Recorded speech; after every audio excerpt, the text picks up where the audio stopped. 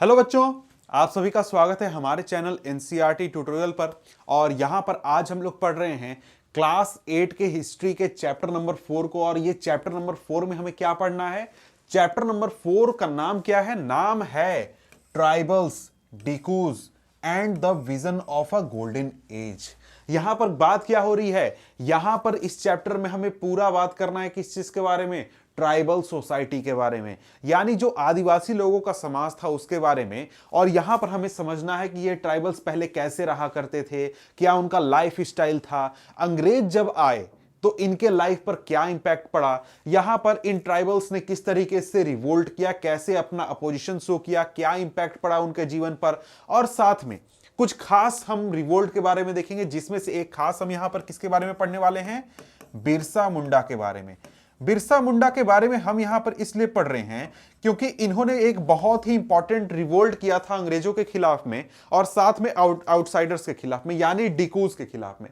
यहां पर डिकू का मतलब क्या है? डिकू का मतलब होता है जो कि बाहरी व्यक्ति है, यानी कि जो आदिवासी समाज से बाहर का व्यक्ति है उसको क्या कहा जाएगा? डिकू कहा जाएगा। यानी ये लोग क्या कहते थे? डिकू कहते थे। तो आइए हम समझते हैं कि जो ट्राइबल्स थे वो किस तरीके से रहा करते थे, उनके लाइफ पर क्या इंपैक्ट पड़ा अंग्रेजों की आने की वजह से या फिर बाहरी लोगों के आने की वजह से, और इन्होंने कैसे रिएक्ट किया। तो यहां पर ये जो वीडियो है ना, इसमें हम इस चैप्टर को कंप्लीट पढ़ने वाले हैं, यानी पूरा चैप्टर हमारा कंप्लीट हो जाएगा इसी वीडियो में। तो आइए शुरुआत करते हैं। अब यहां पर देखिए, क्लास 7 में आपको ट्राइबल सोसाइटीज के बारे में पढ़ाया गया है। वहां पर काफी डिटेल में बताया गया कि भाई इंडिया में किस किस तरीके के ट्राइबल सोसाइटीज हैं, कहां पर कौन सा ट्राइबल ग्रुप रहता है, ये सारी चीजें आप क्लास 7 में पढ़ चुके हैं।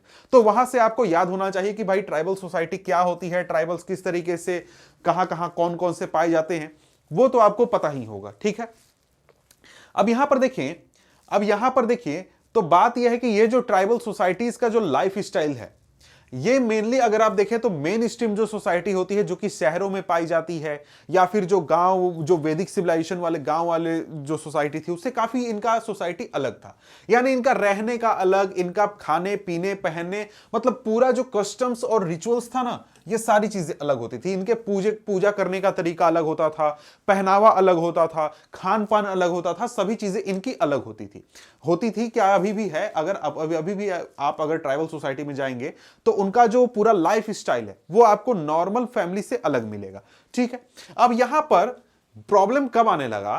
प्रॉब्लम आने लगा क्योंकि देखिए बहुत लंबे समय तक, हजारों साल तक ये बिल्कुल अलग रहे, अपना नॉर्मल जीवन जी रहे थे, बाहर के किसी लोगों से इनको मतलब नहीं था। प्रॉब्लम तब आने लगा जब डिकूज यहां लिखा हुआ है, लेकिन असली मतलब क्या होता है? डीकू होता है। डिकूज मतलब कि बाहरी लोग, बहुसंख्यक शब्द हो गया, प्लूरल हो गया। डीकू, बाहरी लोग जब आने लगे, आउटसाइडर्स आने लगे इनके सोसाइटी में, इनके आसपास के इलाके में जहां पर रहा करते थे, जहां पर ये अपने खाने की चीजें उगाते थे, जमा करते थे, वहां पर जब आने लगे और इनके आने की वजह से इनके लाइफ पर बहुत ज्यादा इंपैक्ट पड़ा। आ कौन रहा था? ब्रिटिशर्स आ रहे थे, अंग्रेज लोग आ रहे थे, या फिर जो बाहरी जमींदार लोग थे, या फिर जो पैसे वाले लोग थे, व्यापार जो करना चाहते थे, ये सारे लोग आ रहे थे। इनकी वजह से क्या हो गया? इनके लाइफ में बहुत ज्यादा मिजरी आया, बहुत ज्यादा दुख तकलीफ आया, और इनको बहुत तरीके के हार्डशिप भी झेलने पड़े। इस वजह से इनके लाइफ में बहुत ज्यादा इंपैक्ट पड़ा, या फिर इनको तकलीफ होने लगा। ठीक है, और साथ में क्या हुआ? साथ में जब ब्रिटिशर्स का यहां पर रूल स्थापित हो गया तो उसके वजह से जो इनका अधिकार था जल जंगल जमीन पर, वो अधिकार भी एक तरीके से छिन गया। कैसे छिन गया? पहले के जमाने में ये जंगल में जाकर किसी जानवर का शिकार कर सकते थे, कहीं से कोई भी लकड़ी चुनकर ला सकते थे, कोई भी फल, कोई भी जड़, कुछ भी अपनी जरूरत की चीजें वो जंगल से ले सकते थे।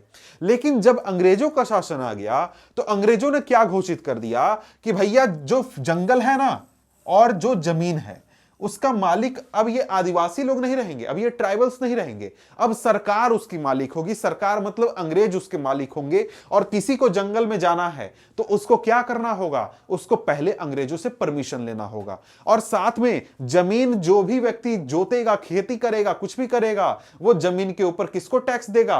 अंग्रेजों को टैक्स देगा। तो जो पहले ये लोग मालिक हुआ करते थे अपने इलाके के, अब इनका कोई अधिकार नहीं रह गया अपने इलाके में। अब मालिक कौन बनकर बैठ बैठ गया है, अंग्रेज बनकर बैठ गए हैं, तो भाई इनको प्रॉब्लम होगा या नहीं होगा? जी हां, बिल्कुल प्रॉब्लम होगा। और यहीं से इनको प्रॉब्लम होने लगा, और प्रॉब्लम थोड़ा मोड़ा नहीं, बहुत प्रॉब्लम हुआ, आगे चलकर हम देखने वाले हैं। ठीक है, अब यहां पर देखिए, ऐसा तो बात है नहीं कि आपका कोई जमीन छीने, आपका कोई अधिकार छीने तो आप शांति से बैठिएगा। जी नहीं, आप भी शांति से नहीं बैठिएगा, और यहां पर ये लोग भी शांति से नहीं बैठे। जब इनका अधिकार छीना जाने लगा तो इन्होंने कई तरीके से, कई जगहों पर छोटे बड़े बहुत तरीके के रिवोल्ट किए, बहुत तरीके से रेजिस्टेंस दिया अंग्रेजों को कि नहीं, हम आपकी बातों को स्वीकार नहीं करेंगे, आप हमारे अधिकारों को इस तरीके से छीन नहीं सकते हैं। लेकिन ये इतने पावरफुल नहीं थे कि अंग्रेजों को चैलेंज कर सके, मतलब सक्सेसफुली वो रिवोल्ट नहीं करने पाए। रिवोल्ट हुआ लेकिन वो एक तरीके से असफल रहा। ठीक है, अब यहां पर एक खास हमारा रिवोल्ट है जिसको लीड किया था बिरसा मुंडा ने, उसके बारे में नीचे हमें पढ़ना है, उसको हम पढ़ने वाले हैं।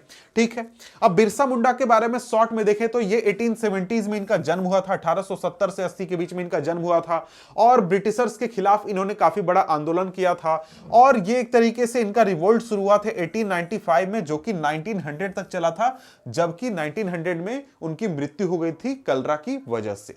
ठीक है, अब यहां पर जो बिरसा मुंडा थे उनका एक तरीके से कहना था, या फिर उनको मानने वाले, फॉलो करने वाले लोगों का कहना था कि जो बिरसा मुंडा हैं उनको अपॉइंट किया गया है भगवान के द्वारा, यानी भगवान ने इन्हें भेजा है ताकि जो आसपास के मुंडा ट्राइब के लोग हैं या फिर जो आसपास के दूसरे जो जनजातीय लोग हैं उनकी दुख तकलीफ को ये खत्म कर सके। यानी भगवान के द्वारा भेजे गए लोग, व्यक्ति हैं ये, जो आदिवासी समाज के लोग हैं, उनके दुख और तकलीफों को समाप्त करने के लिए ये आए हैं, और यही हैं वो व्यक्ति जो कि डिकोज से, यानी बाहरी लोगों के अत्याचार से आदिवासियों को बचा सकते हैं। ठीक है, यह भी बात ठीक है। अब यहां पर यही आगे कहा गया कि जो संथाल, ओरांव या फिर दूसरे जो ट्राइब हैं वो भी इनको फॉलो करने लगे, और आज के समय में अगर आप झारखंड में आइएगा तो इनको भगवान की तरह माना जाता है, बिरसा भगवान कहा जाता है, और इनकी पूजा भी की जाती है। ठीक है, अब यहां पर आगे देखते हैं, आगे क्या बात है। आगे यहां पर बात है life styles of tribal groups. मतलब कि भैया अब हमें हिस्ट्री में चलना है। हम तो समझ गए कि क्या क्या हुआ था, क्या क्या पढ़ना है डिटेल में।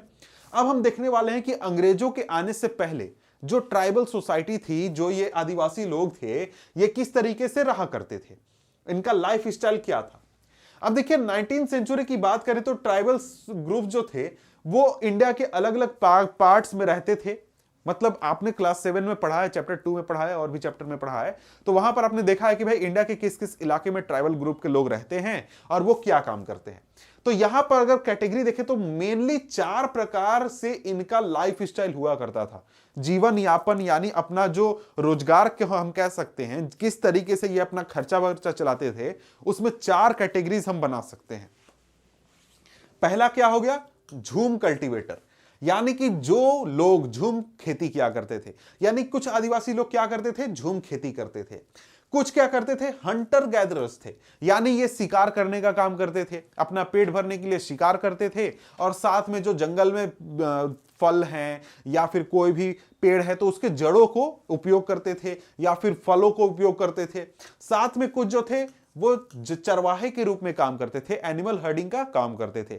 आपने देखा होगा कि अगर आप देखिएगा तो बहुत सारे गड़ेड़िए होते हैं जो कि हजारों की संख्या में भेड़ बकरियां लेकर घूमते हैं, तो वो क्या है, एक तरीके से इसी ट्राइबल ग्रुप का हिस्सा है जो कि हर्डिंग का काम करते हैं। मतलब कि अलग अलग ट्राइबल ग्रुप अलग अलग काम करता था। कोई ट्राइबल ग्रुप है जो कि झूम कल्टीवेशन का काम करेगा, दूसरा ट्राइबल ग्रुप के जितने भी लोग हैं उस ग्रुप के वो क्या करेंगे, हंटर गैदरिंग का काम करेंगे, कुछ एनिमल हर्डिंग का काम करेंगे, और कुछ ने क्या किया, सेटल्ड कल्टीवेशन करना शुरू कर दिया। मतलब एक जगह पर उन्होंने घर बना लिया, आसपास के इलाके को, जंगल को साफ कर दिया, और वहीं पर वो रह रहे हैं, और उसी जमीन पर लगातार वो क्या कर रहे हैं, खेती कर रहे हैं। ठीक है, अब यहां पर आइए बारी बारी से सभी को हम समझते हैं, सभी को जानते हैं। सबसे पहले क्या आ गया, सबसे पहले आ गया झूम कल्टीवेटर्स, यानी कि वैसे ट्राइबल ग्रुप्स जो कि झूम कल्टीवेशन का काम करते थे, उनके बारे में थोड़ी सी बातें जाननी है। तो यहां पर हमें ग्रुप्स का नाम वगैरह नहीं जानना है, ऐसा नहीं जानना है कि भाई कौन सा ग्रुप कौन सा काम करता था, वो हमें नहीं पढ़ना है। यहां पर हमें समझना है कि झूम कल्टीवेशन करके ये किस तरीके से अपना जीवन यापन करते थे, किस तरीके से अपनी जरूरत की चीजों को प्राप्त करते थे, ये हमारा समझने का मोटिव है यहां पर। तो यहां पर अगर बात करें तो यहां कहा जा रहा है कि सम ट्राइबल पीपुल वेयर इंगेज्ड इन झूम कल्टीवेशन और शिफ्टिंग कल्टीवेशन। झूम कल्टीवेशन को हम शिफ्टिंग कल्टीवेशन के नाम से भी जानते हैं और यह काम कुछ ट्राइबल ग्रुप्स द्वारा किया जाता था। मेनली आप नॉर्थ ईस्ट रीजन में जाइएगा और भी जगहों पर झूम कल्टीवेशन होता था। अब ये झूम कल्टीवेशन क्या होता है इसको शॉर्ट में हमें समझना है। तो शॉर्ट में समझे तो ये सिंपली मैं अगर एक लाइन में आपको बताने की कोशिश करूं शॉर्ट में सिंपल इमेज के जरिए, तो यहां पर देखिए जैसे ये एक जमीन है। जमीन क्या है? जंगल है, सिंपली कहिए तो जंगल है। जंगल देख रहे हैं कि चारों तरफ घना घना जंगल है, यहां पर भी जंगल था घना। लेकिन क्या हुआ, यहां पर जो झूम कल्टीवेशन करने वाले लोग हैं, झूम खेती करने वाले लोग हैं, इन्होंने इस इलाके को क्या किया? साफ कर दिया। साफ कर दिया कहने का मतलब क्या है? यहां का जमीन को क्या किया? यहां के सारे पेड़ पत्ते पौधे सभी को काटा और यहां पर क्या कर दिया? आग लगा दिया। आग लगा दिया मतलब सभी जो लकड़ियां कटी हैं उनको जला दिया। अब जलाने से यह हुआ कि ये तो यहां का पूरा जमीन ये साफ हो गया, खाली हो गया। खाली होने के साथ साथ जो लकड़ियां जलाई गई उससे क्या मिला? राख मिला। राख में होता है पोटास और भी मिनरल्स होते हैं जो कि खेती करने के काम आते हैं। तो वो लोग क्या करते थे? उस राख को इस पूरे जमीन पर छींट देते थे। इससे क्या हो गया? जमीन उर्वरक हो गई, खेती करने लायक हो गई, उपजाऊ हो गई। तो यहां पर अब क्या किया जाएगा? खेती किया जाएगा। खेती करने के लिए हल वगैरह कुछ भी इस्तेमाल नहीं होगा। हल इस्तेमाल नहीं होगा तो खेती होगा कैसे? तो यहां पर ये लोग क्या करते थे? सीड्स को छींट देते थे, मतलब ऐसे ही फेंक देते थे और भी तरीके से कुछ छोटे मोटे हो वगैरह छोटे मोटे हथियार लेकर उससे जमीन की थोड़ी मोड़ी जुताई वगैरह कर देते थे। और इसी तरीके से वो खेती करके जो भी इनको प्राप्त हो गया उसमें ये एक्सेप्ट कर लेते थे, गुजारा कर लेते थे। और उसके बाद 1 साल या 2 साल या 3 साल जब तक इस जमीन पर अच्छी खेती हो रही है तब तक यहां पर खेती की जाती थी। फिर यहां से लोग उठकर चले जाते थे, यहां पर फिर बगल वाले इलाके में यहां पर थोड़ा सा जमीन क्या करेंगे? साफ करेंगे। मतलब क्या? मतलब कि इस जमीन पर जब तक खेती अच्छी होगी तभी तक खेती की जाएगी, उसके बाद दूसरे जमीन पर मूव कर दिया जाएगा और फिर वहां पर जितने दिनों तक अच्छी खेती होगी वहां पर की जाएगी, फिर उसके बाद अगले जमीन पर, और इसी तरीके से ये अलग अलग जमीनों पर घूम घूम कर खेती करते थे। इससे क्या फायदा होता था? इनको एक तो उर्वरक वगैरह इस्तेमाल करने की जरूरत नहीं पड़ती थी, साथ में जिस जमीन को इन्होंने आज इस्तेमाल किया छोड़ दिया, 2 साल इस जमीन को इस्तेमाल किया, फिर 2 साल इस जमीन को इस्तेमाल किया, तो अगली बार जब ये इस जगह पर आएंगे तो ये जमीन जो है ना उन्हें फिर से उर्वरक लायक मिलेगी, मतलब खेती करने लायक मिलेगी। इस जगह इस तरीके से वो जंगल में घूम घूम कर क्या करते थे? खेती किया करते थे, झूम कल्टीवेशन किया करते थे। ठीक है, तो यहां पर अगर हम देखें तो यहां पर हमारे सामने शॉर्ट में काफी सारी बातें हैं, इसको जरा सा हम समझ लेते हैं, जरा सा देख लेते हैं। This was done on small patches of land, यानी कि क्या? यानी कि ये जो खेती होती थी ना ये आपको छोटे छोटे जमीन के टुकड़ों पर होती थी। मतलब कि आज जैसे हम देखते हैं कि 10 एकड़ या फिर 20 एकड़ के जो फार्म होते हैं वैसा ये नहीं होता था। ये होता था छोटे मोटे इलाके पर हुआ कि मतलब अपना पेट भरने भर खाना बस उग जाए, बस उतनी हमें जरूरत है। यानी कि स्मॉल पैचेस पर होती थी, 2-4 डिसमिल वगैरह, मतलब 100 स्क्वायर फीट 200 स्क्वायर फीट इस तरीके से छोटे टुकड़े पर। और यहां पर क्या होता था कि जो कल्टीवेटर होते थे वो वेजिटेशन को जला देते थे, पेड़ पौधों को जला देते थे और उसको जलाकर ये क्या करते थे? उसको जलाकर जो ऐश मिलता था उसको फैला देते थे, जिसमें कि पोटास होता था सॉइल को फर्टाइल करने के लिए। ये तो मैंने आपको अभी तुरंत ही बता दिया। साथ में ये इक्विपमेंट में क्या यूज करते थे? एक्स यूज करते थे या फिर हो यूज करते थे सॉइल को प्रिपेयर करने के लिए। उससे ज्यादा ये किसी भी तरीके के इक्विपमेंट का इस्तेमाल नहीं करते थे। और साथ में यहां पर ये सीड्स को स्कैटर कर देते थे जमने के लिए। जैसे आज होता है कि पूरा प्रोसेस करके ट्रैक्टर चला के हम लोग बीज को रोपते हैं, वैसा कुछ नहीं होता था। बस ये छींट देते थे, जितना कि उग जाए बस उतना उग जाए। मतलब पूरा एक तरीके से प्रोसेस के जरिए खेती नहीं होती थी। अब यहां पर आगे यही बात है कि जब क्रॉप तैयार हो जाता था, जमीन खेती करने लायक नहीं रहता था, तो ये दूसरे जमीन पर चले जाते थे, फिर से यही पूरा प्रोसेस करते थे। और फिर से कुछ सालों के बाद ये जो जमीन थी जहां पर इन्होंने खेती किया था ये क्या हो जाती थी? खेती करने लायक दोबारा हो जाती थी। तो इस तरीके से ये शिफ्टिंग कल्टीवेशन होता था। और ये जो शिफ्टिंग कल्टीवेशन करने वाले लोग थे ये मेनली कहां पाए जाते थे? नॉर्थ ईस्ट में और साथ में सेंट्रल इंडिया रीजन में। अब इसके बाद है हंटर गैदरर्स। हंटर गैदरर्स, अब भाई नाम से ही आपको पता चल रहा है कि ये किस तरीके से जीवन यापन करते थे, किस तरीके से इनका लाइफ स्टाइल चल रहा था। अब हंटर गैदरर से आपको क्या पता चल रहा है? हंटर मतलब क्या? मतलब जो हंटिंग करता है, जो शिकार करता है। गैदरिंग का मतलब क्या? मतलब जो गैदर कर रहा है, जमा कर रहा है। तो यही इनका लाइफ स्टाइल था। ये एक तरीके से रहते थे हट वगैरह बनाकर, जिस तरीके से भी इनका मतलब अलग अलग ट्राइबल इलाके में अलग अलग लोगों द्वारा, अलग अलग ग्रुप द्वारा जो लाइफ स्टाइल था वो काफी अलग था।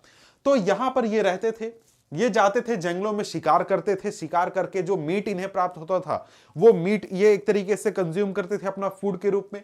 साथ में ये जंगलों में जाकर जंगलों से लकड़ी चुनना हो गया, जंगलों से कोई भी और दूसरा प्रोडक्ट हो गया, कोई हर्ब हो गया या फिर कोई ग्रास हो गया या फिर कोई भी आपको फ्रूट हो गया, जो भी मतलब मिल गया जो कि खाने पीने लायक है, उसको ये इस्तेमाल के लिए ले आते थे और उस तरीके से अपना जो पूरा लाइफ स्टाइल है ये चलाते थे। तो यहां पर यही कहा गया है, in many regions tribal groups lived by hunting animals, gathering forest produce, forest were essential for their survival.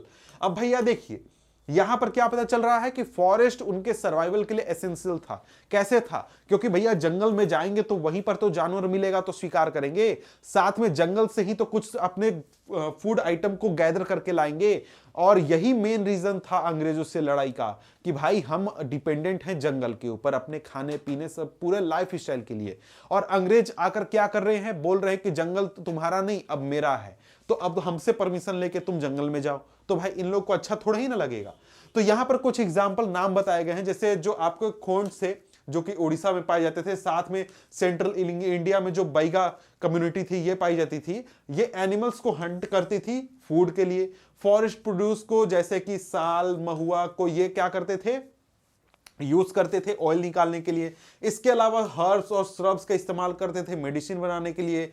Flowers का यूज करते थे क्लॉथ में डाई करने के लिए, लेदर को कलर करने के लिए। फ्रूट्स और रूट्स को ये फूड के रूप में इस्तेमाल करते थे।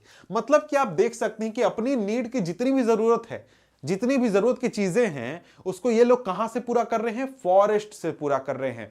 चाहे वो फूड आइटम हो, चाहे वो किसी और तरीके का आइटम हो, जो भी इनको जरूरत है वो कहां से ये ले रहे हैं? जंगलों से ले रहे हैं। तो इनका लाइफ पूरी तरीके से जंगल के ऊपर डिपेंडेंट है या फिर नहीं है? बिल्कुल है। ठीक है, अब यहां पर आगे कहा जा रहा है कि भाई देखो ये लोग हंटर गैदर थे, इन लोगों का लाइफ स्टाइल पूरा तरीके से डिपेंडेंट था जंगलों के ऊपर। लेकिन क्या हमने यहां पर राइस, वीट या फिर इस तरीके की चीजें देखी जो कि जनरली यहां पर जंगलों में नहीं मिलती है? जैसे आप अनाज खाते हैं, आप चावल गेहूं खाते हैं, क्या वो जंगलों में अपने आप उगती है? क्या नहीं, हम लोगों को क्या करना पड़ता है? उसको उगाना पड़ता है। तो वो चीजें इन्हें कहां से मिलेंगी जो कि जंगलों में आसानी से नहीं मिलती हैं? तो इसके लिए ये लोग क्या करते थे?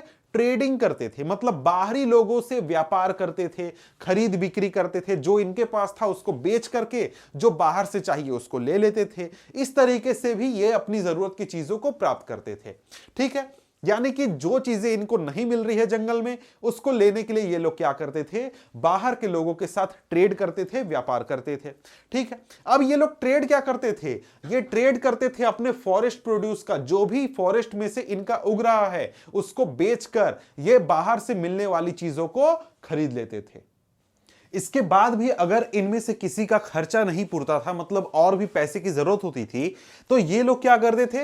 ये करते थे ऑड जॉब्स। ऑड जॉब कहने का मतलब क्या है? मतलब कि इधर उधर का काम थोड़ा मोड़ा कर लिया। जैसे कि कौन सा काम? सामान ढोने का काम, या फिर रोड बनाने में मजदूरी, या फिर और भी तरीके के जो किसानों या फिर और भी तरीके के लोगों के पास मजदूरी का काम है, वैसा करके अपने पैसे की जरूरत को पूरा करते थे। मतलब क्या हुआ? मेन इनका क्या काम था? मेन इनका काम था कि भैया देखो हंटिंग और गैदरिंग करना है, उसके बाद हम लोग को ट्रेड कर लेना है, जो भी गैदर किया उसको बेच करके बाहर से जो चाहिए वो खरीद लेना है, और भी पैसे की जरूरत है बाहरी सामानों को खरीदने के लिए, तो हम थोड़ा मोड़ा इधर उधर जॉब कर लेंगे। ठीक है, अब यहां पर आगे देखें तो आगे क्या कहा जा रहा है? आगे कहा जा रहा है कि देखिए एक समय तक तो सब चीज ठीक चल रहा था कि बाहर से जितना जरूरत था उतना व्यापार करते थे, अपना जरूरत लायक आसपास के इलाकों से सामान मिल जाता था। लेकिन आगे चलकर क्या हुआ कि जो फॉरेस्ट प्रोड्यूस था उसका सप्लाई घटने लगा। अब सप्लाई काहे घटने लगा? क्योंकि जो अंग्रेज थे उन्होंने जंगलों में जाने से रोक दिया था कि आप जंगलों में नहीं जा सकते हैं, जाना है तो हमारी परमिशन से जाइए। तो पहले जितनी अमाउंट में इनके पास सप्लाई अवेलेबल था, जंगलों से सामान मिल जाता था, अब उतना नहीं मिल पाता था। तो इस वजह से क्या हो गया, इनको लेबरर के रूप में काम करना शुरू करना पड़ गया। इधर उधर काम करने के लिए काम खोजना पड़ गया कि भाई काम मिले, थोड़ा पैसा मिले, थोड़ा खर्चा हमारा चले, जरूरत के सामान हम खरीदने पाए। लेकिन बहुत सारे जो आदिवासी कम्युनिटी थे, ट्राइबल कम्युनिटी थे, इनका एक तरीके से विश्वास था कि भाई देखो हम लोग स्वाभिमानी व्यक्ति हैं, हम लोग किसी के घर में जाकर नौकर का काम नहीं करेंगे। जैसे कि एक कम्युनिटी है सेंट्रल इंडिया में आती है जो कि है बैगा। ये कम्युनिटी जो है ये दूसरों के लिए काम करने के लिए तैयार नहीं थी, बोलती थी कि ये हमारे स्वाभिमान के खिलाफ है। हम लोग जंगल में रहने वाले इंसान हैं, जंगल में रहने वाले व्यक्ति हैं, हमारा जो लाइफ स्टाइल है हम उसी तरीके से रहना चाहते हैं, हम दूसरे के किसी के लिए काम नहीं करेंगे, हम अपना एक मालिक वाला रुतबा होता है उसको बनाए रखना चाहते हैं। तो इनके लिए काफी ये मुश्किल था या फिर एक्सेप्टेबल नहीं था दूसरों के लिए काम करना। और यही चीज यहां पर लिखा गया कि जो बैगा थे ये एक तरीके से खुद को देखते थे जंगल के व्यक्ति, यानी मतलब जंगलों में रहने वाले व्यक्ति, वो जंगलों के प्रोड्यूस पर, फॉरेस्ट प्रोड्यूस पर सरवाइव करते थे और उनकी रिस्पेक्ट, सेल्फ रिस्पेक्ट, डिग्निटी के खिलाफ था कि वो मजदूर के रूप में काम करें। अब यहां पर देखिए जो ट्रेडर्स आते थे, जो ट्रेडर्स जिनसे कि बाहरी सामान यहां पर ट्राइबल कम्युनिटीज के लोग खरीदते थे, ये जो सामान बेचते थे ये बेचते थे हाई प्राइसेस पर। हाई प्राइसेस पर मतलब बहुत महंगे दामों पर, आपको लेना है तो इतना ही पर लेना होगा, दूसरा कोई ऑप्शन नहीं है। तो ये जो चीज थी ना, इसकी वजह से इनको काफी परेशानी होती थी। जरूरत के सामान काफी महंगे दामों पर मिलते थे। कई बार लोगों के पास, कम्युनिटी के लोगों के पास पैसे कम हो जाते थे तो मनी लेंडर से इनको लोन लेना पड़ता था कि भैया लोन दे दो, थोड़ा मोड़ा अपना खर्चा का, जरूरत का सामान हम ले लें। लेकिन जो मनी लेंडर्स लोन देते थे ये भी बहुत हाई इंटरेस्ट रेट चार्ज करते थे। और इस तरीके से जो बाहरी लोगों से इनका इंटरेक्शन था वो काफी खराब था। खराब कैसे था कि भाई व्यापारी आ रहा है वो महंगा दाम पे सामान दे रहा है, मनी लेंडर आ रहा है वो महंगा इंटरेस्ट रेट ले रहा है, बहुत इंटरेस्ट रेट ले रहा है। तो इस वजह से जो बाहर लोगों से इंटरेक्शन था आदिवासियों का वो अच्छा नहीं था, बिल्कुल ही खराब था, क्योंकि वैसे लोगों से इनका इंटरेक्शन ही हो रहा था। ठीक है। और इसी वजह से क्या हो गया कि जो ट्रेडर्स थे और जो मनी लेंडर्स थे इनको एविल आउटसाइडर्स, बाहरी लोगों के रूप में, जिनकी वजह से हमारी सारी तकलीफें हैं, ऐसे लोगों के रूप में देखा जाने लगा। और इनको क्या कहा गया, डीकू कहा गया। डीकू, तो डीकू वर्ड शब्द जो है उसको समझ लीजिए, डीकू क्या होता है, कई बार डीकू शब्द इस्तेमाल होगा। ठीक है। और इनको कहा गया कि भाई इन्हीं लोगों की वजह से ना हमारे सारे मिजरी हैं, हमारे सारे तकलीफ हैं, क्योंकि अंग्रेज लोग आते हैं हमारे अधिकार को छीन लेते हैं, ये लोग आते हैं महंगे दामों पर सामान देते हैं, फिर आते हैं मनी लेंडर्स जो कि लोन देते हैं उन महंगे दामों पर सामान खरीदने के लिए और महंगा इंटरेस्ट रेट भी चार्ज करते हैं। तो कई तरीके से ये एक तरीके से जाल में फंस रहे थे। और जाल में फंसने का कारण क्या था, बाहरी लोग। ठीक है। अब यहां पर देखते हैं सम हर्डेड एनिमल्स। अब देखिए यहां पर जो ट्राइबल कम्युनिटीज थे उसमें से कई सारे ऐसी ट्राइबल कम्युनिटीज हैं जो कि हर्डिंग का काम करती हैं, यानी कि जानवरों को पालने का, जानवरों को चराने का काम करती हैं।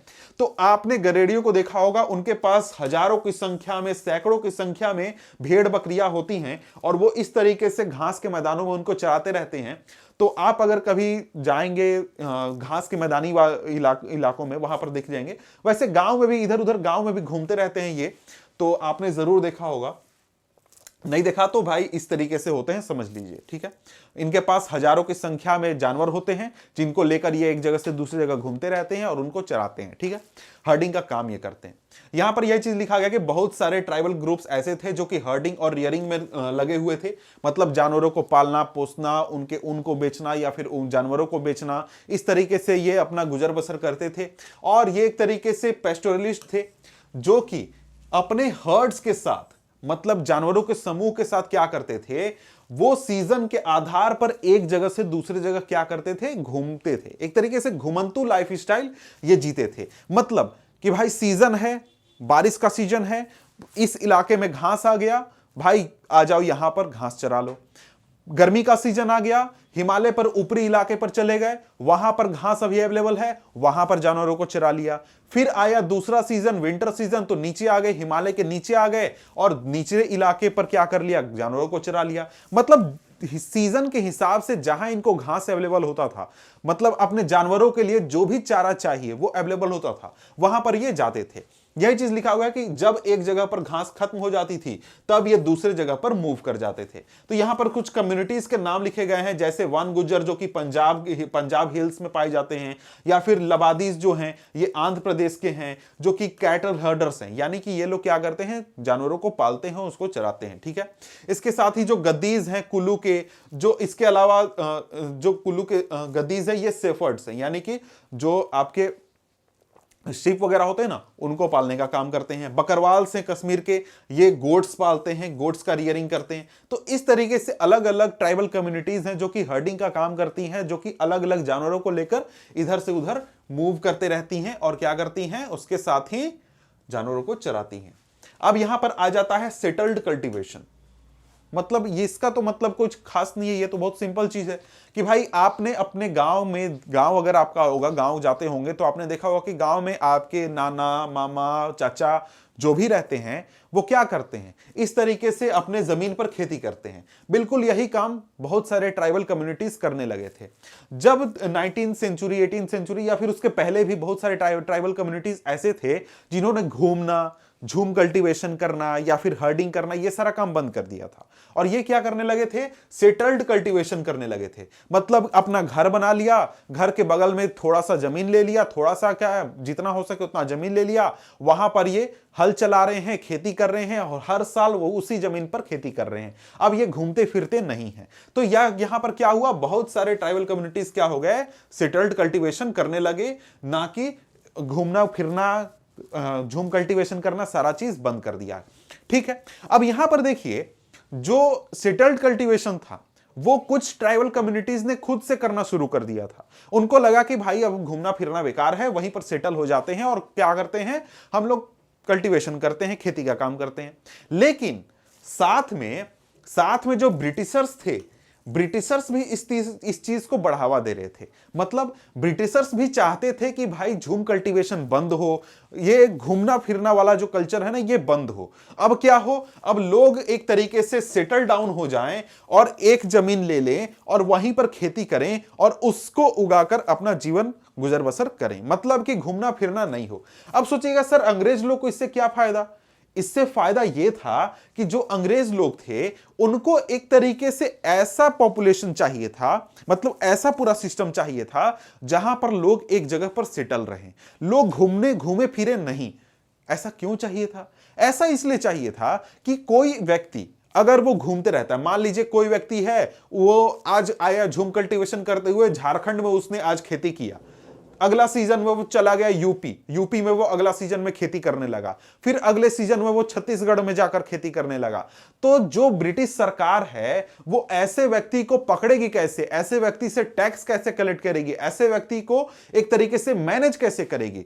तो इस वजह से ब्रिटिशर्स ने यह सोचा कि भाई अगर कोई व्यक्ति, अगर सभी लोग क्या करते हैं, सेटल्ड कल्टीवेशन करने लगते हैं, एक जगह पर घर बनाकर उसके बगल में कहीं पर खेत लेकर लगातार उसी जमीन पर खेती करते हैं, तो ब्रिटिश सरकार उससे टैक्स आसानी से कलेक्ट कर सकती है और इनके ऊपर निगरानी भी रखना आसान हो सकता है।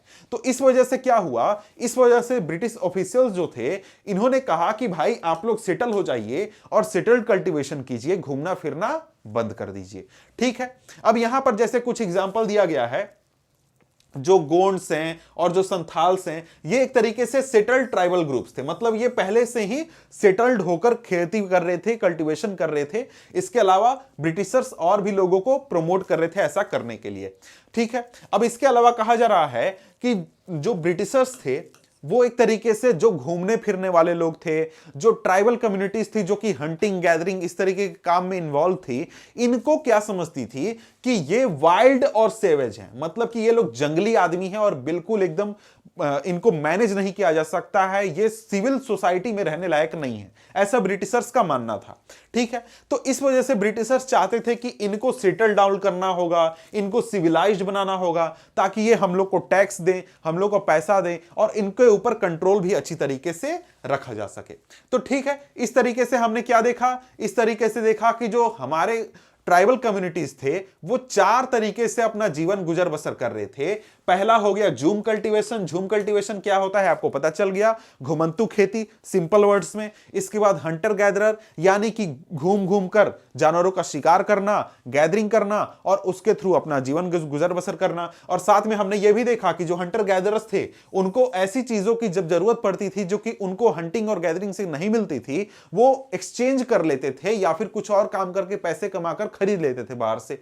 ठीक है, इसके अलावा कुछ ऐसे कम्युनिटीज थे जो कि जानवरों को चराने का काम करते थे, ये तो अभी भी आपको दिख जाएंगे जो कि जानवरों को चराने वाले हैं। इसके अलावा बहुत सारे ऐसे ट्राइबल कम्युनिटीज हैं जो कि सेटल्ड कल्टीवेशन करते हैं, मतलब कि एक जगह पर घर बना लिया, उसके आसपास थोड़ी जमीन ले ली और वहीं पर अपना क्या कर रहे हैं, खेती कर रहे हैं। ठीक है, तो इस तरीके से हमारा 4 हो गए लाइफ स्टाइल ट्राइबल कम्युनिटीज के। इसके बाद अगर हम आगे बढ़ें तो आगे हमारे सामने क्या आता है, आगे हमारे सामने है यहां पर how did colonial rule affect tribal lives, यानी कि जो अंग्रेजों का शासन हुआ उसकी वजह से जो ट्राइबल कम्युनिटी में रहने वाले लोग थे इनके लाइफ के ऊपर क्या इंपैक्ट पड़ा। अब देखिए, हमने शुरू से ही देखा कि ट्राइबल कम्युनिटी का जो लाइफ था, ट्राइबल कम्युनिटी के लोगों का, वो ऐसा था कि अगर बाहरी लोगों का वहां पर किसी भी तरीके से इंटरेक्शन होता तो उससे तो भाई इंपैक्ट पड़ना ही था। अंग्रेज आए, उन्होंने रूल्स चेंज कर दिए, बाहरी लोग आए, वो एक तरीके से पैसे देकर या फिर लेकर ट्रेड करके उनको तकलीफ दे रहे थे, तो किसी ना किसी तरीके से तकलीफ हो रहा था। तो यहां पर अब हमें देखना है कॉलोनियल रूल, अंग्रेजों के शासन से क्या नुकसान हुआ। तो भाई अंग्रेजों के शासन से एक सिंपली कहें तो बहुत नुकसान हुआ। क्या क्या नुकसान हुआ, किसको नुकसान हुआ, ये देखते हैं। सबसे पहले हम बात करते हैं effect on tribal chief. Tribal chief अब ये कौन थे? देखिए, कोई भी आप अगर गांव आज देखते हैं, कोई भी शहर देखते हैं, कोई भी देश देखिए, तो उसमें क्या होता है, उसमें एक सरकार जैसी चीज होती है जिसका एक आदमी हेड होता है जो कि सभी चीजों को मैनेज करता है। जैसे हमारे देश में प्रधानमंत्री हैं, तो प्रधानमंत्री का क्या काम है कि टैक्स कितना कलेक्ट करना है, कहां पे रोड बनवाना है, नहीं बनवाना है, पूरे देश को शांत कैसे रखना है, सभी को खुश कैसे रखना है, यह प्रधानमंत्री का काम है। उसी तरीके से राज्य में मुख्यमंत्री होता है, हमारे शहर में मेयर होता है, हमारे गांव में मुखिया होता है। तो उसी तरीके से जो ये ट्राइबल कम्युनिटीज थे, ये जहां भी रहते थे, जिस भी इलाके में 100 लोग, 200 लोग, 500 लोग, जितना भी बड़ा इनका कम्युनिटी है, वहां पर एक इनका ट्राइबल चीफ हुआ करता था जो कि क्या करता था, पूरा सिस्टम को मैनेज करता था। आज के आप गांव के मुखिया के जैसा इनको समझ सकते हैं। ठीक है, अब ये जो ट्राइबल चीफ थे ये एक तरीके से अपने समय में काफी पावरफुल हुआ करते थे जब अंग्रेज नहीं होते थे। क्यों पावरफुल होते थे? क्योंकि इनके पास बहुत पावर होता था, कोई इनको चैलेंज करने वाला नहीं था। ये पूरे इलाके को कंट्रोल करते थे जहां पर इनका कम्युनिटी रहता था। साथ में इनके पास पॉलिटिकल पावर भी था, इकोनॉमिक पावर भी था, और इसके साथ ही ये पूरे जमीन के मालिक हुआ करते थे कि भाई आसपास का इलाका जो है जमीन है ना, ये एक तरीके से इन्हीं का है, मैनेज यही करेंगे। इनके पास अपना पुलिस भी होता था, कौन सा रूल लगेगा, कौन सा रूल बनेगा, कानून बनाने का काम भी यही करते थे, ट्राइबल चीफ करते थे। यानी ट्राइबल कम्युनिटी का चीफ मतलब हेड, तो ये एक तरीके से इनका पावर था। लेकिन जब अंग्रेज आ गए, तो अंग्रेज आए तो उन्होंने क्या किया, सबसे पहला तो भाई जंगल वाला तो कानून अलग है कि भाई जंगल पर अधिकार अंग्रेज सरकार का हो गया, वो अलग चीज है। लेकिन अंग्रेजों ने कहा कि भैया देखो, अभी तक थे तुम राजा थे, अच्छी बात है, तुमने इतने दिनों तक शासन चलाया, अच्छी बात है, लेकिन अब तुम है ना, अब तुम हमारे अंडर में काम करोगे।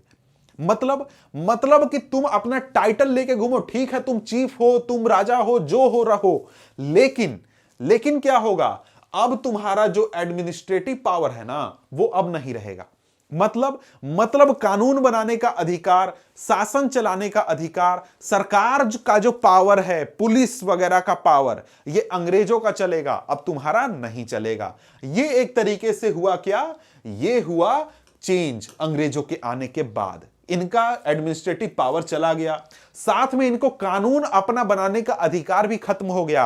अब कानून किसका चलेगा, अब अंग्रेजों का बनाया हुआ कानून चलेगा, और इनको फॉलो करना पड़ेगा, किसको, चीफ को, ट्राइबल चीफ को भी फॉलो करना पड़ेगा। साथ में अपने लोगों के ऊपर जो इनका अथॉरिटी था कि भाई तुम मतलब अथॉरिटी कहने का मतलब कि भाई ऑर्डर दे सकते हैं कि भाई हम राजा हैं, हम तुमको ऑर्डर देते हैं, फांसी चढ़ा दो, वो सारा अथॉरिटी खत्म हो गया, अब कोई अथॉरिटी नहीं था। और साथ में जो इनके पुराने ट्रेडिशनल फंक्शन थे, मतलब कि पुराने समय से जो इनके अधिकार थे, काम थे, वो सब खत्म हो गए। अब ये क्या हो गए, ये एक तरीके से अंग्रेजों के, हम कह सकते हैं कि कंट्रोल में हो गए। अंग्रेज जैसा बोलेंगे वैसा ये करेंगे, जैसा अंग्रेज चाहेंगे वैसा ये करेंगे, और अंग्रेजों के बदले में अपने इलाके पर ये शासन कर रहे थे। मतलब अंग्रेजों ने बोला कि भाई तुम्हारे इलाके में हमको लकड़ी चाहिए, तो ये जाएंगे लकड़ी कटवाकर अंग्रेजों को दे देंगे। अंग्रेजों ने बोला कि भाई तुम्हारे इलाके में थोड़ा क्रिमिनलिटी बढ़ गया है, थोड़ा शांत करने का कोशिश करो, तो अंग्रेजों के बदले में ये करेंगे। मतलब क्या हुआ, मतलब कि जो ब्रिटिशर्स थे वो रियलिटी में अब रूल कर रहे थे, इनका सारा पावर अब खत्म हो गया था।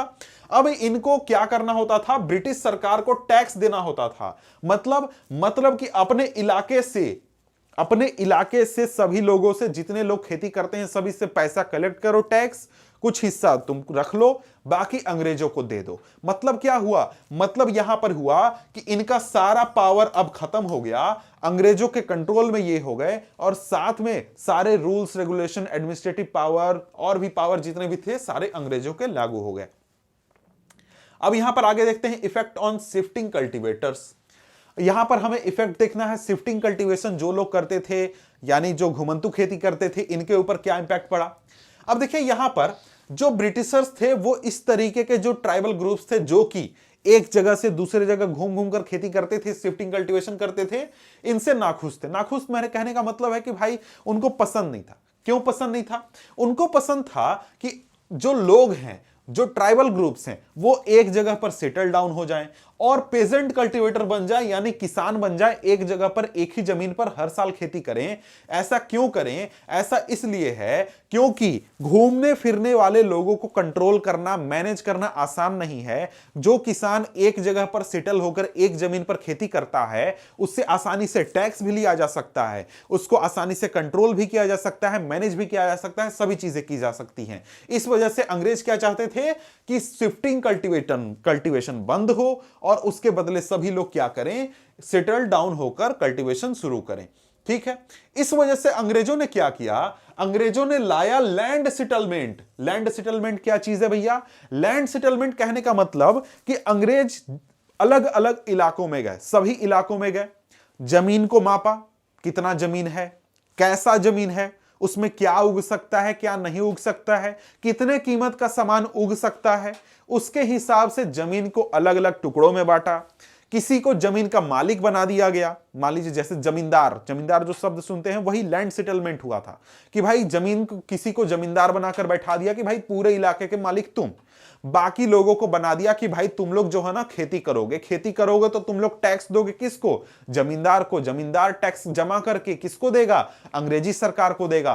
तो इस तरीके से लैंड सेटलमेंट इंट्रोड्यूस किया गया अंग्रेजों के द्वारा, ताकि ज्यादा से ज्यादा लोगों को सेटल डाउन किया जा सके, उनके ऊपर कंट्रोल रखा जा सके, उनको मैनेज किया जा सके, उनसे टैक्स कलेक्ट किया जा सके।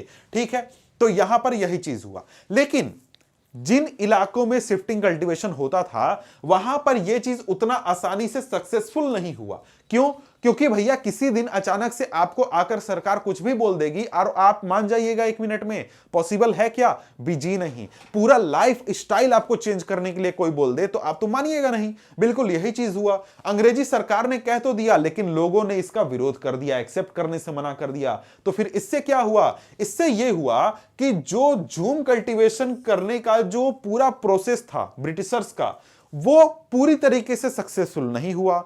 मतलब कहीं पर सक्सेसफुल हुआ, बहुत जगहों पर नहीं हुआ। तो यहां पर क्या हुआ, यहां पर अंग्रेजों ने क्या किया, छूट दे दिया कि भाई ठीक है तुम लोग झूम कल्टीवेशन करो, थोड़ा मोड़ा इलाके में करो, जहां करना है करो, और ठीक है आगे चलकर धीरे धीरे उसको मैनेज किया जाएगा। ये तो ठीक है। अब आगे देखते हैं forest laws and their impact, यानी जो अंग्रेजों के द्वारा फॉरेस्ट से रिलेटेड, जंगलों से रिलेटेड कानून बनाए गए थे, उसका क्या इंपैक्ट पड़ा। ठीक है, अब यहां पर देखें जो ब्रिटिशर्स थे इन्होंने कई सारे चेंजेस लाए, जिसकी वजह से जो ट्राइबल लाइफ था उस पर काफी ज्यादा इंपैक्ट पड़ा। मतलब ऐसे ऐसे चेंजेस लाए जिसके वजह से पूरा लाइफ स्टाइल ट्राइबल लोगों का चेंज हो गया। कैसे, भैया सबसे पहले क्या है, ट्राइबल लोगों का जो मेन लाइफ स्टाइल था वो क्या था, शिफ्टिंग कल्टीवेशन। भाई कहां होता था, जंगलों में होता था। ठीक है, उसके बाद हंटिंग गैदरिंग का काम, ये कहां होता था? जंगलों में होता था। इसके अलावा और भी जो चीजें, जरूरत की चीजें थी, वो ट्राइबल लोग कहां से लेते थे? जंगलों से लेते थे। तो अंग्रेजों ने लाया क्या?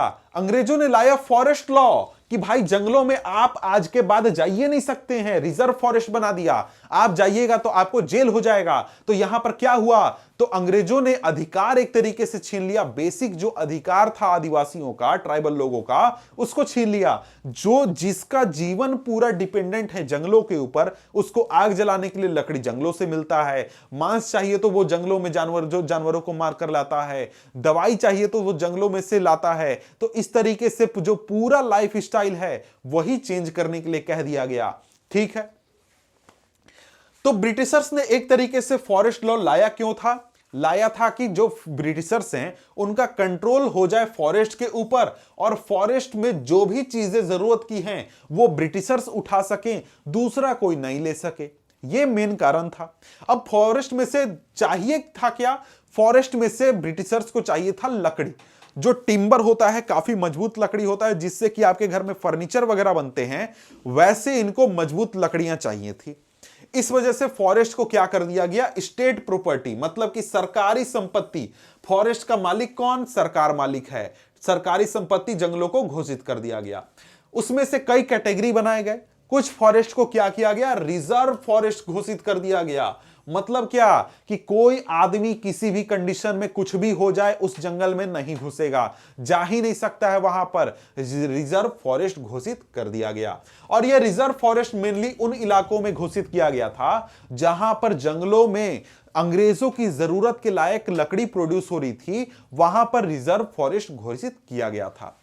अब यहां पर इन फॉरेस्ट में जो जंगल में, ये जो जंगल थे, यहां पर लोगों को घूमने फिरने का आजादी नहीं था, झूम कल्टीवेशन करने का आजादी नहीं था, यहां से फूल फल जानवर शिकार करना, कुछ भी आजादी नहीं था। आप यहां कुछ भी नहीं कर सकते थे।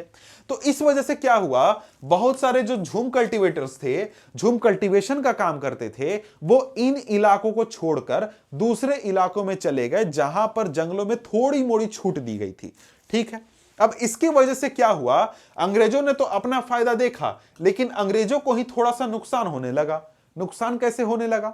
भाई जंगल में आपको काम करवाना है, जंगल में पेड़ काटने हैं, जंगल में और भी चीजें करनी है, तो उसके लिए लोग तो चाहिए ना। आपने जंगल के सारे लोगों को भगा दिया जंगल के बाहर, और फिर आप जाइएगा कि भाई हमको 100 पेड़ काटना है। कौन काटेगा? कोई आदमी वहां है ही नहीं, आपको लेबर कहां से मिलेगा? यही प्रॉब्लम आ गया अंग्रेजों के सामने। अंग्रेजों ने सभी लोगों को भगा दिया, अब वहां पर अंग्रेजों को काम करने के लिए आदमी नहीं मिल रहे हैं। तो अंग्रेजों ने बोला भाई ये तो गड़बड़ हो गया, अब सॉल्यूशन करो। कैसे सॉल्यूशन होगा? तो अंग्रेजों ने दिमाग लगाया कि भाई देखो, जो भी झूम कल्टीवेशन है, झूम कल्टीवेशन करने वाले लोग हैं, तुम लोग क्या करो, थोड़े थोड़े जमीन ले लो, जमीन लेकर घर बना लो, उसी जमीन पर खेती करो, और यहां पर इसी पर खेती करते हुए क्या करो, तुम यहां पर खेती करो, ये जमीन तुम्हारा है, घर तुम्हारा है, लेकिन कंडीशन क्या है? कंडीशन है कि भाई जब भी हमको जरूरत पड़ेगा, जब भी हमको काम पड़ेगा, जब भी हम बोलेंगे, तुमको मेरे पास आना होगा, मेरे लिए काम करना होगा, मजदूरी करना होगा। अब यहां पर इसकी वजह से क्या हुआ? अंग्रेजों ने अपना प्रॉब्लम सॉल्व कर लिया। कौन सा प्रॉब्लम? लेबर का प्रॉब्लम, कि भाई हमको काम करने के लिए लेबर चाहिए, तो वो हमको आसानी से मिल जाएगा। ठीक है, अब यहां पर जो बहुत सारे ट्राइबल ग्रुप्स थे जो कि इन जंगलों के ऊपर डिपेंडेंट थे अपने पूरे लाइफ के लिए, उन्होंने इन सारे चेंजेस का विरोध किया, एक्सेप्ट करने से मना कर दिया। और एक तरीके से जो नए कानून बने उसको डिसओबे, यानी कि उसको मानने से इनकार करना शुरू कर दिया। लोग जबरदस्ती जंगलों में जाते थे, जबरदस्ती वहां से सामान लेकर आते थे, जबरदस्ती जानवरों का शिकार करते थे। और यहां पर क्या हुआ? यहां पर लोग जो थे वो एक तरीके से रिवोल्ट में खड़े हो गए। जैसे 1906 में असम में रिवोल्ट हुआ था संग्राम संगमा का। इसके अलावा फॉरेस्ट सत्याग्रह हुआ था 1930s में, कहां पर? सेंट्रल प्रोविंसेस में, आज के मध्य प्रदेश के आसपास के इलाके में। तो इस तरीके से लोगों ने इसके खिलाफ क्या किया? इसके खिलाफ रिवोल्ट कर दिया, इसको एक्सेप्ट करने से मना कर दिया। अब यहां पर हमने अंग्रेजों की तो बात कर ली, लेकिन अब हम किसकी बात करते हैं? अब हम ट्रेडर्स की बात करते हैं, मनी लेंडर्स की बात करते हैं। ठीक है, अब यहां पर देखिए 19th सेंचुरी के दौरान क्या था? जो ट्राइबल ग्रुप्स थे उनको यह समझ में आया कि भैया देखो, जो ट्रेडर्स हैं जो कि आके सामान बेचते हैं, जो मनी लेंडर्स हैं जो कि उधार देते हैं, ये काफी ज्यादा जंगलों में आ रहे हैं और ये काफी ज्यादा हम लोग के साथ इंटरेक्ट कर रहे हैं, ट्रेड कर रहे हैं। ठीक है, तो लेकिन नुकसान क्या है, नुकसान समझते हैं। अब देखिए, ये जो आते थे, ये ट्रेडर्स होते थे या फिर मनी लेंडर होते थे, ये पैसे देते थे, कैश लोन्स देते थे। मतलब कि या तो कैश एडवांस दे दिया या फिर पैसे लोन के रूप में दे दिए कि भाई तुम क्या करो, तुम हमारे लिए वेजेस पर काम करो, वेतन पर काम करो, जैसा हम बोलते हैं वैसा काम करो। तो यहां पर काम क्या होता था, जैसे एग्जाम्पल यहां पर सिल्क ग्रोवर्स का लिया गया है, सिल्क उगाने वाले लोगों का लिया गया है। लेकिन इसके अलावा जंगलों में और भी प्रोड्यूस थे जो कि बाहरी लोगों को चाहिए होते थे। बहुत सारी लकड़ियां चाहिए थी, हर्ब्स चाहिए थे, और भी चीजें चाहिए थे जिसको बाहरी लोग खरीदना चाहते थे। लेकिन यहां पर एक एग्जाम्पल के जरिए आपको समझाने की कोशिश की गई है कि भाई देखो लोगों के ऊपर क्या इंपैक्ट पड़ा, जो कि आपका ट्राइबल लोग थे जो कि इन इलाकों में रहते थे, बाहरी लोगों के साथ जब वो ट्रेड करने लगे तो क्या इंपैक्ट पड़ा, यह अब हमें समझना है। अब यहां पर देखिए, 18th सेंचुरी के समय में जो इंडियन सिल्क है, इंडियन सिल्क बहुत ज्यादा डिमांड में था यूरोपियन मार्केट में। मतलब यूरोप में, ब्रिटेन में या फिर फ्रांस वगैरह सभी जगहों पर काफी डिमांड था।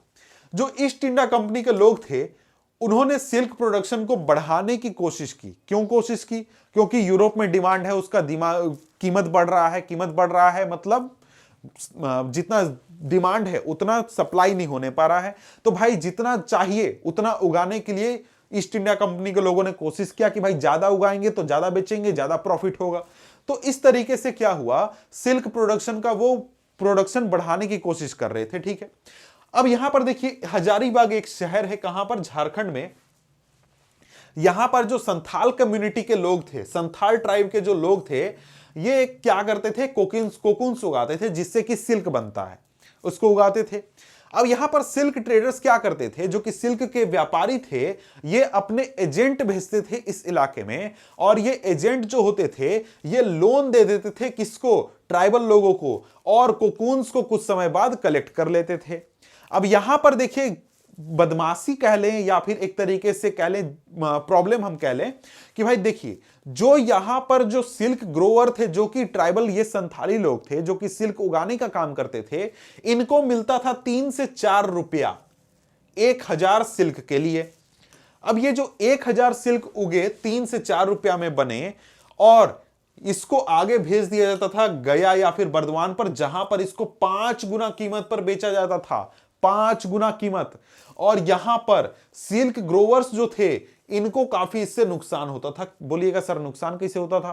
क्योंकि भाई देखो, जो सिल्क ग्रोवर्स को कीमत मिलता था 3 से 4 रुपया, वो रियलिटी में बहुत कम था। बहुत कम इसलिए था क्योंकि उनको जरूरत की जो चीजें चाहिए, अपना लाइफ स्टाइल, अपना जो जीवन यापन करने के लिए जो चीजें चाहिए, उसकी भरपाई वो कंप्लीटली नहीं करने पाते थे इस कीमत से। लेकिन जो अगला आदमी है जो कि उनसे खरीद रहा है, वो 5 गुना प्रॉफिट पर बेच रहा है, 5 गुना प्रॉफिट पर। तो भाई एक तरीके से क्या हो गया, ये एक तरीके से तो जबरदस्ती हो गया ना कि भाई तुमको परेशान किया जा रहा है, तुमसे हम 10 रुपया में सामान लेते हैं, मार्केट में जाकर मैं 100 रुपया में बेच देता हूं, तो ये अच्छी चीज थोड़ा ही ना है। तो इस तरीके से क्या हो गया कि भाई ट्रेडर्स जो थे वो बहुत ज्यादा प्रॉफिट कमाते थे, लेकिन जो ट्राइबल्स थे उनकी स्थिति बहुत खराब थी। यानी कि क्या हुआ कि भाई ऐसा हुआ कि भाई आपसे मैं क्या कर रहा हूं, सामान बनवा रहा हूं, मेहनत आपका, सब चीज आपका, लेकिन आपको मिल रहा है बहुत कम, और उस पर मैं प्रॉफिट कमा रहा हूं बहुत ज्यादा। तो क्या हुआ, ये अच्छा चीज थोड़ी ही ना है। ठीक है, आगे क्या है, द सर्च फॉर वर्क। अब ये टॉपिक क्या कहता है, ये टॉपिक सिंपली ये कहता है, यहां पर आपको समझाने की कोशिश की जा रही है कि देखिए क्या हुआ, ब्रिटिशर्स आए, ब्रिटिशर्स आए तो उन्होंने क्या किया, फॉरेस्ट लॉज बनाए, फॉरेस्ट लॉज बनाया। तो उससे क्या हुआ, जितने भी ट्राइबल्स थे उनका पूरा लाइफ स्टाइल एकदम चौपट हो गया, जीने का तरीका, जीने का घर, खाना पीना, या फिर जो भी चीज आप लाइफ स्टाइल में सोच सकते हैं, वो सब चीज प्रभावित हो गया।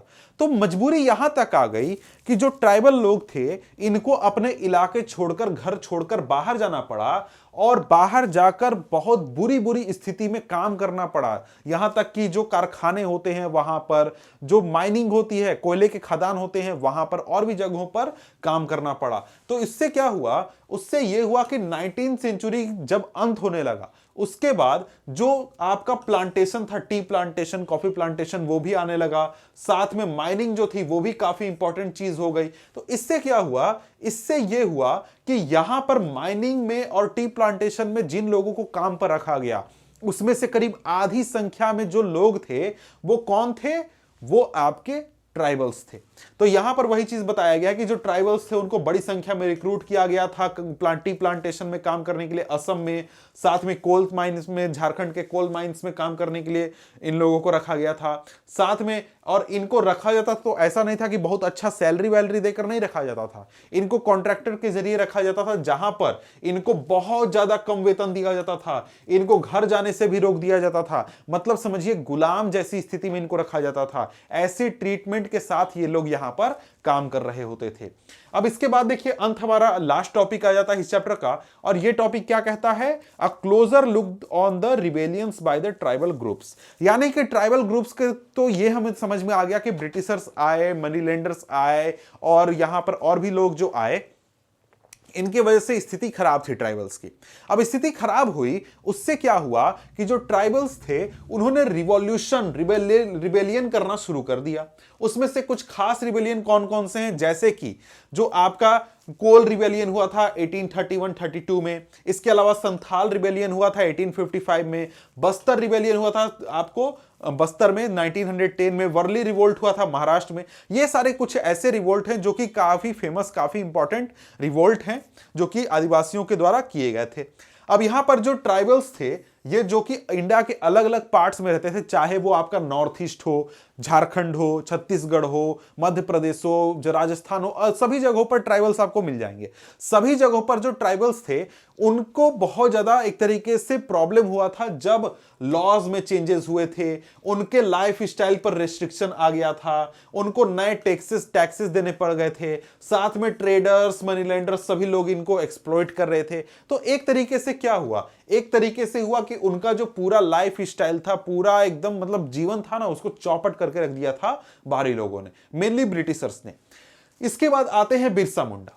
देखिए बिरसा मुंडा ने भी ऊपर हमने जो 3-4 एग्जाम्पल देखे रिवॉल्यूशन के, रिबेलियन के, वैसा ही एक रिबेलियन किया गया था किसके द्वारा, बिरसा मुंडा के द्वारा। उसी रिबेलियन को हम यहां पर पढ़ने वाले हैं थोड़ा डिटेल में, जैसे कि भाई एग्जाम्पल के तौर पर कि बहुत सारे रिबेलियन हुए, उसमें से एक ये भी था और इनके बारे में हम पढ़ने वाले हैं। अब बिरसा मुंडा की बात करें तो बिरसा मुंडा का जन्म हुआ था 1870s में, मतलब 1870 के दशक में हुआ था, 1870 से 80 के बीच में हुआ था। इनके जो पिताजी थे वो एक तरीके से गांव में रहते थे। इनका जो बचपन था, बिरसा मुंडा का बचपन, ये भी गांव में ही बीता था, जानवरों को चराते हुए, घूमते फिरते इस तरीके से।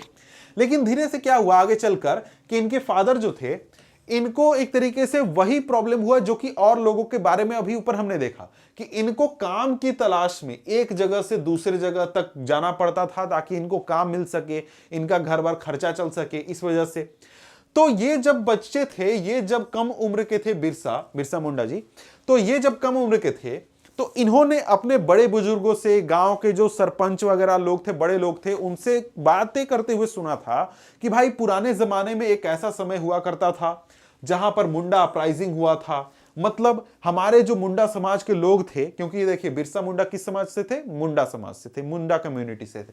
तो मुंडा समाज के जो लोग थे उनका एक सतयुग था, मतलब क्या था, गोल्डन एज हुआ करता था, जहां पर लोग बहुत अच्छे तरीके से लाइफ स्टाइल में जीते थे, अपना बहुत उनका वर्चस्व हुआ करता था, बहुत खुशी से जीते थे, बाहरी लोग का आना जाना बिल्कुल नहीं था, और बिल्कुल एकदम बहुत अच्छा लाइफ, हम लोग एकदम सतयुग में जी रहे थे, बहुत अच्छा हम लोग का समय चल रहा था। लेकिन आगे चलकर प्रॉब्लम क्या हुआ कि आउटसाइडर्स आ गए, उनकी वजह से हमको बहुत परेशानी होने लगी, बहुत तरीके के तकलीफ होने लगे, हमारा लाइफ स्टाइल हैम्पर हुआ, बहुत तरीके के प्रॉब्लम होने लगे।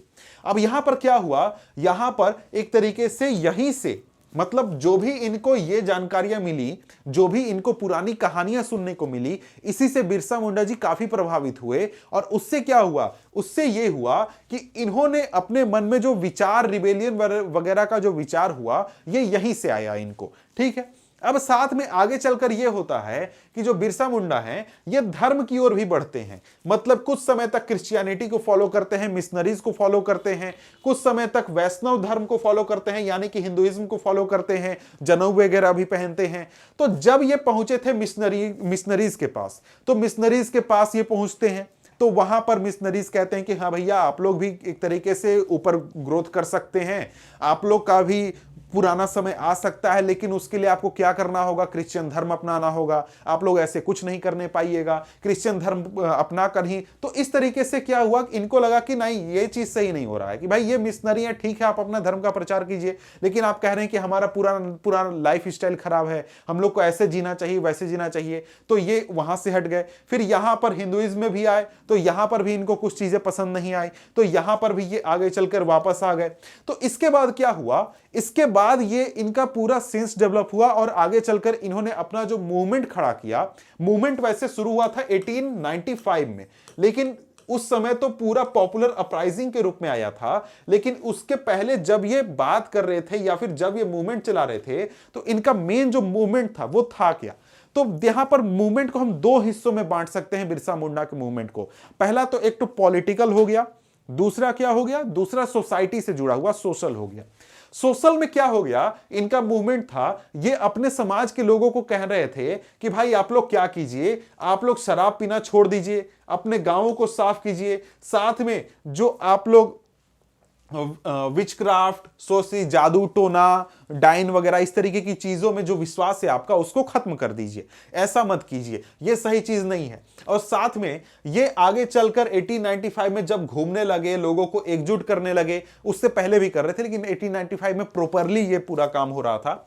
तो 1895 में जब ये घूमने लगे, अपने फॉलोअर्स इनके कुछ बन गए, तो सभी लोगों को क्या कहते थे कि भाई देखो, एक समय हुआ करता था सतयुग का समय, जब जो मुंडा समाज के लोग थे ना, वो बहुत अच्छा लाइफ स्टाइल जी रहे थे, बहुत अच्छी तरीके से जी रहे थे।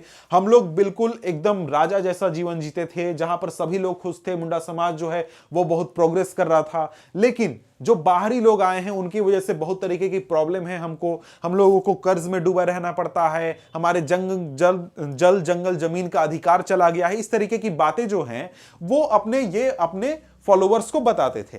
और ये कहते थे कि भाई हम लोग फिर से ऐसा समाज बनाएंगे जहां पर मुंडा समाज के लोग जो हैं वो फिर से बहुत अच्छी लाइफ स्टाइल के साथ बहुत अच्छा जिएंगे।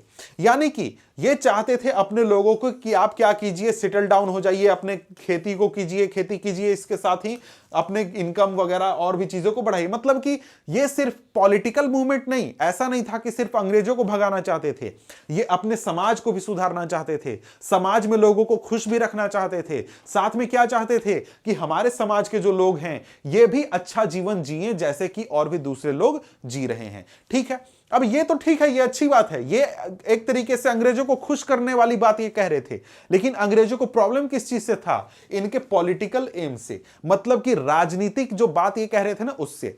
अब पॉलिटिकल एम क्या था, इनका पॉलिटिकल एम इस बात से था कि भाई देखो, जो हम लोग हैं, मुंडा लोग हैं, हम लोग को प्रॉब्लम क्यों है, क्योंकि बाहरी लोग आ गए हैं, अंग्रेज आ गए हैं, उन्होंने फॉरेस्ट छीन लिया है हमसे, जंगलों में जाने से रोक दिया है, मनी लेंडर्स आते हैं, ट्रेडर्स आते हैं, और भी जो लैंडलॉर्ड हैं, इनकी वजह से हमको प्रॉब्लम है।